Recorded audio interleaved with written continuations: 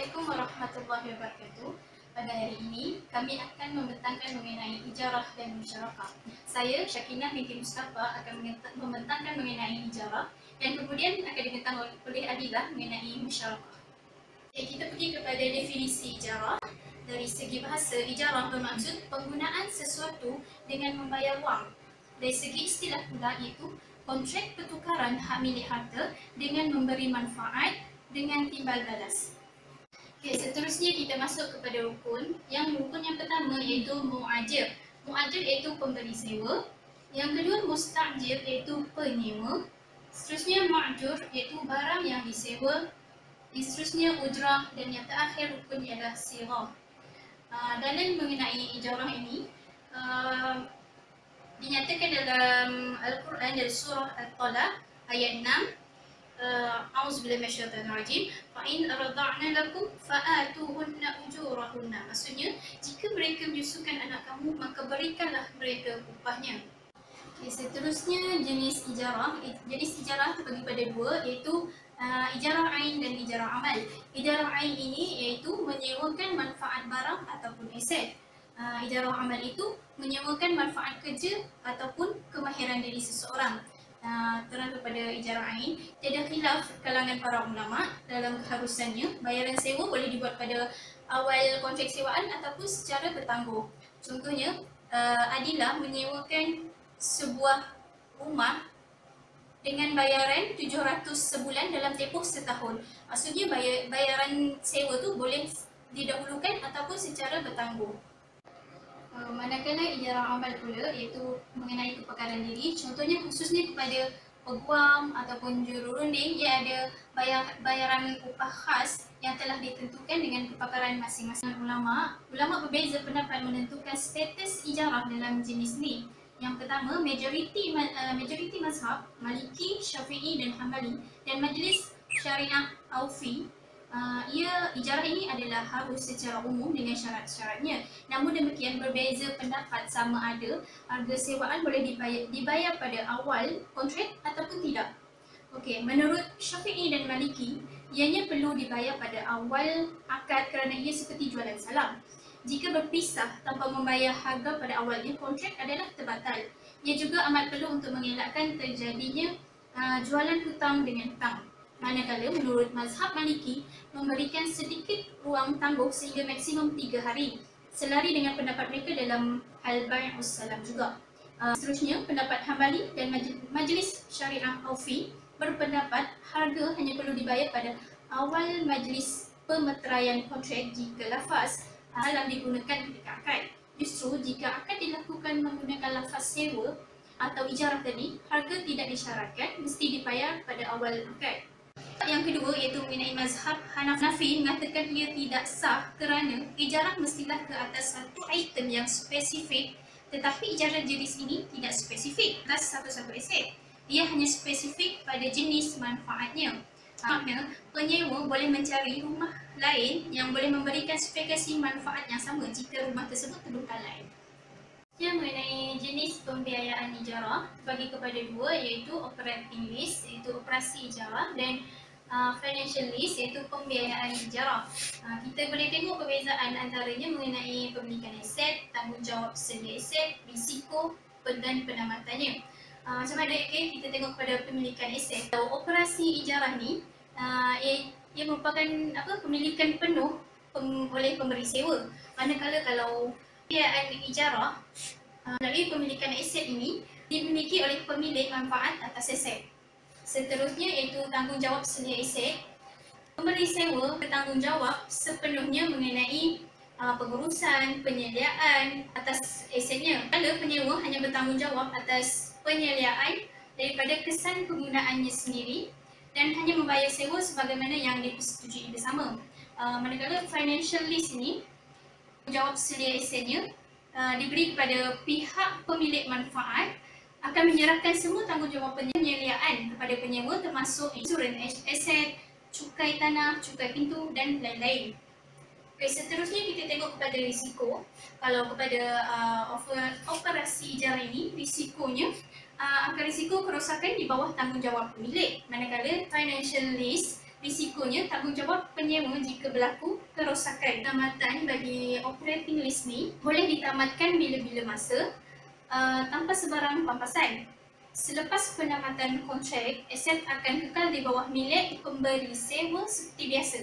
Manakala financial lease pembiayaan ijarah, penamatannya boleh ditamatkan tetapi pihak penyewa mestilah membayar semua sewaan tertunggak secara sekaligus dan aset sesudah itu akan menjadi milik penyewa secara sepenuhnya. Kesimpulannya, kalau kita tengok kepada jenis pembiayaan ijarah ini, lebih fokus kepada semuanya diserahkan kepada pemberi sewa, manakala pembiayaan ijarah ini kepada penyewa itu sendiri. Okay. Ini merupakan struktur ijarah dengan pembiayaan iaitu financing lease.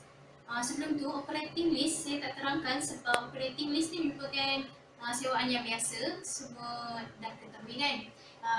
Struktur ni yang pertama, iaitu pelanggan akan pergi kepada vendor iaitu penjual aset untuk mengetahui aset yang dia berkehendak tu. Harganya semualah mengenai aset tersebut. Setelah pelanggan mengetahui semua aset ni dan bersetuju untuk membeli aset tersebut, sebelum dia nak beli ni, pelanggan seterusnya akan pergi ke bank untuk memohon bank ni membeli aset tersebut supaya disewakan kepada pelanggan tadi. Bank kemudian akan pergi kepada penjual ini, vendor ni, untuk membeli aset tersebut. Vendor ni tadi akan menyerahkan aset tersebut kepada bank setelah dibuat pembayaran. Kemudian setelah bank dapat aset tersebut dan terjadi pindah milik aset tersebut kepada bank, bank pula akan berurusan dengan pelanggan. Pelanggan ni, bank akan sewa kepada pelanggan, bank akan sewa kepada pelanggan mengikut yang telah ditetapkan, yang telah disetujui oleh dua-dua pihak, mengikut bayar bulanan ke ataupun sebaliknya. Setelah tempoh masa yang telah ditetapkan bank antara bank dengan pelanggan ini, contohnya dalam tempoh 3 tahun pembayaran secara ansuran bulanan itu, pelanggan telah menyelesaikan pembayaran secara keseluruhan, maka aset yang jadi milik bank tadi akan berpindah kepada pelanggan, iaitu setelah bayaran telah diselesaikan. Maksudnya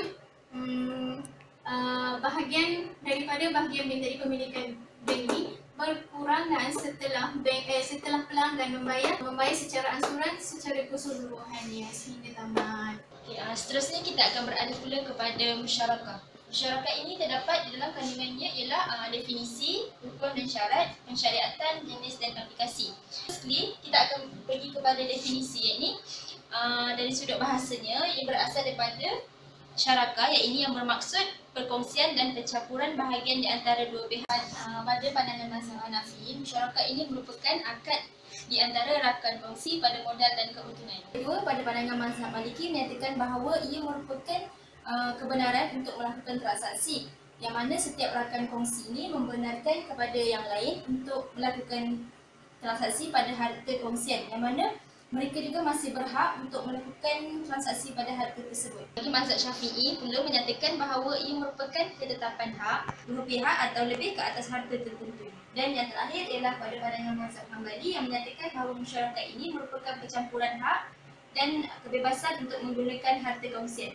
Manakala menurut Aufi, dia menyatakan bahawa masyarakat ini merupakan satu perjanjian di antara dua pihak atau lebih untuk menggabungkan sama ada modal, kerja, komitmen dengan sasaran untuk membuat keuntungan. Okey, bagi pensyariatan musyarakah, dia berdasarkan kepada Al-Quran, ayat Al-Quran, Surah An-Nisa, ayat 12. Dan seterusnya berdasarkan kepada As-Sunnah, yang menyatakan Allah yang ini aku ialah orang yang ketiga bersama-sama dengan rakan kongsi, selagi mana mereka tidak mengkhianati sesama rakan kongsi mereka. Dan jika salah seorang daripada mereka mengkhianati yang lain, maka aku yakni Allah akan meninggalkan mereka berdua. Kita akan beralih kepada rukun dan syarat musyarakah, yang mana untuk pihak yang berkontrak, dia mestilah berkemampuan untuk berkontrak, balik dan waras, yang mana ada juga pendapat yang menyatakan bahawa tidak semestinya pihak-pihak yang berkontrak ini sesama Islam. Maknanya kalau orang bukan Islam nak berkontrak dengan Islam juga boleh. Yang kedua, untung dan rugi. yang mana wajib dijelaskan secara terperinci nisbah pembahagian di antara keuntungan dan cara pengiraan untuk pembahagian untung dan rugi. Nisbah kepada pembahagian ini boleh mengikut kepada kesepakatan. Maknanya pihak-pihak yang berkontrak ni bersetuju untuk membahagikan sama ada secara sama banyak ataupun sebaliknya. Yang pasti dia perlu mengikut kepada persetujuan di antara pihak yang berkontrak. Kerana Aufi menetapkan bahawa rugi pembahagian kerugian ni, jika sebuah syarikat itu mengalami kerugian, hendaklah dibahagikan mengikut bahagian modal yang disumbangkan. Bagi modal, dia boleh dalam bentuk wang tetapi tidak boleh dalam bentuk hutang.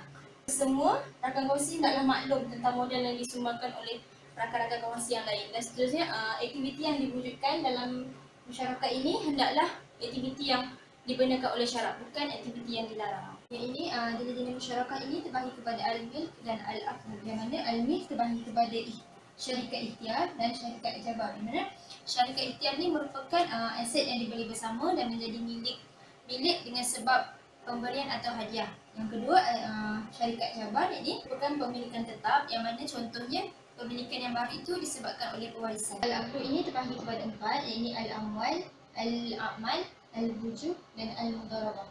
Terbahagi kepada al-amwal, iaitu pihak-pihak yang berkontrak itu sama-sama berkongsi untuk menyumbangkan modal. Ini terbahagi kepada 2, iaitu al-mufawadah dan al-inan.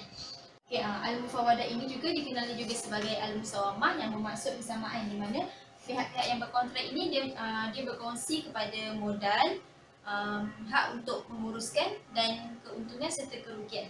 Dan seterusnya al-inan, yang mana pihak itu menyumbangkan modal dan dia memberi izin kepada pihak yang lain untuk menguruskan.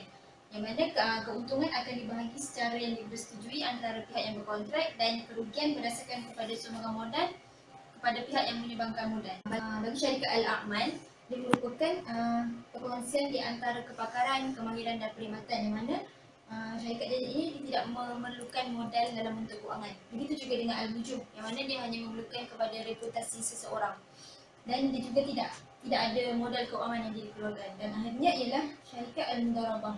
Al-mudharabah ini yang mana satu pihak yang berkontrak dia akan mengeluarkan modal, dan pihak yang satu lagi dia akan mengeluarkan kerja sebagai usaha kepada modal yang dikeluarkan. Sekarang kita akan beralih kepada aplikasi dalam musyarakah. Yang mana contoh aplikasi ni saya ambil dalam musyarakah Bentanan Kisah. Yang pertama, kalau kita lihat dari segi proses kepada musyarakah Bentanan Kisah ni, yang pertama, ini pelanggan. Pelanggan dia akan pergi kepada pemaju untuk membeli rumah. Dan kemudian jika dia setuju, dia akan membayar 10% kepada pemaju. Dan kemudian dia akan memohon kepada bank jalani kontrak musyarakah, iaitu pelanggan memohon pembiayaan musyarakah, dan jika dipersetujui dia akan memeterai kontrak musyarakah Bentanan Kisah. Dan kemudiannya bank akan membayar kepada pemaju kontrak yang telah dipersetujui, iaitu sebanyak 90%, di mana bank tidak boleh membeli aset yang telah dibeli oleh pelanggan kerana aset tersebut telah terdahulu dibeli oleh pelanggan. Dan yang keempat ini, bank dia akan tadi bank dah bayarkan, jadinya pemilikan bank ni adalah 90%, ini beneficial ownership, yang mana bank akan memeterai kontrak sewaan dengan pelanggan, dan ia akan menyewakan bahagiannya kepada pelanggan secara bulanan dalam tempoh masa tertentu. Dan akhirnya bank dia akan menjual secara beransur sebagai financier, yang mana bank akan terus menjual kepada pelanggan sehinggalah pemilikan itu berpindah 100% kepada pelanggan.